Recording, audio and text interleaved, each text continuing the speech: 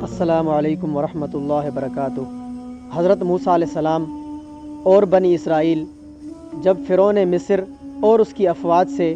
نجات پا کر فلسطین کی طرف جا رہے تھے تو حضرت موسیٰ علیہ السلام نے بنی اسرائیل سے کہا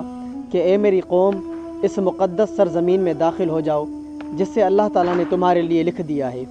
اور پیٹھ پھیر کر نہ لوٹو ورنہ گھاٹے کا سودا کر بیٹھو گے۔ اس وقت فلسطین اور بیت المقدس پر عمالقہ حکمرانی کرتے تھے جو کہ ایک زبردست قوم تھے، لہٰذا اس مقدس سرزمین میں داخلے کے لیے ان کے خلاف جہاد کرنا ضروری تھا، لیکن بنی اسرائیل اس پر آمادہ نہ ہوئے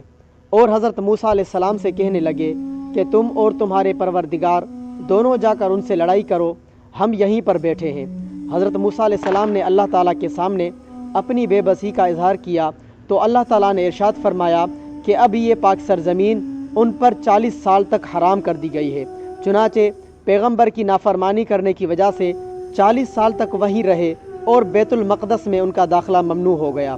ان کی نافرمانی کے باوجود اللہ تعالیٰ نے انہیں بہت سارے انعامات سے نوازا، مثلا بادلوں کا سایہ، من و سلوہ، پتھر سے 12 چشمے نکلنا۔ اسی دوران حضرت موسیٰ علیہ السلام اور ان کے بھائی حضرت ہارون علیہ السلام وفات پا گئے۔ اللہ تعالیٰ نے حضرت یوشع بن نون علیہ السلام کو ان کی طرف نبی بنا کر بھیج دیا، چنانچہ وہ بنی اسرائیل کو لے کر فلسطین میں چلے گئے۔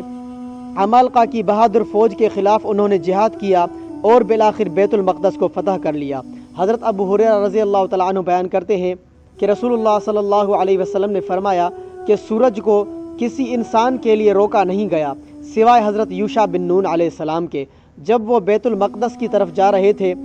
تو ان کے لیے سورج کو روک دیا گیا تھا۔ ایک دوسری روایت میں اس کی تفصیل یوں بیان کی گئی ہے، انبیاء میں سے ایک نبی نے اپنی قوم سے کہا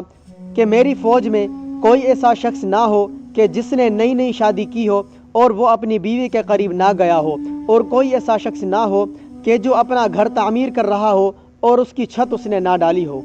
چنانچہ وہ اپنی فوج کو لے کر آگے بڑھے اور جہاد کرتے کرتے نماز عصر کے قریب بیت المقدس کے قریب آ کر پہنچ گئے، اور اب سورج غروب ہونے والا تھا، لہٰذا انہوں نے سورج سے کہا